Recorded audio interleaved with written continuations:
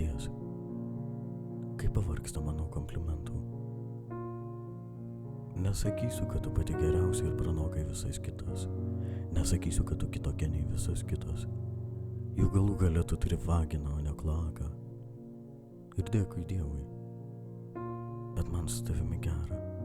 Labai gera. Ir dabar tai man reiškia be galo daug. Nemeluosiu. Visa tai, ką tau ir su tavimi darau, nėra impulsyvūs geismo padiktuoti veiksmai. Glostyti, suspausti, kasti, laižyti, čiulpti, sukelti šiek tiek skausmo.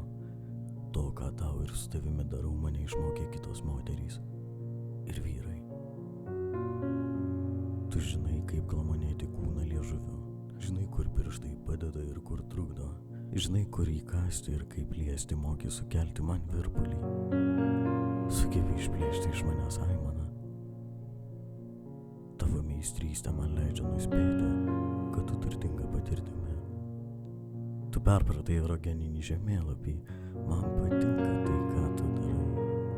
Esu dėkingas vyrams ir moteriams, kurie tave išmokė. Tau nebūtina aimanuoti ar dejuoti, nebent tai ištrūksta natūraliai.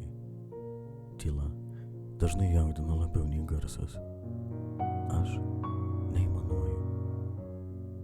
Aš kartais suirzgiu. Aš kartais...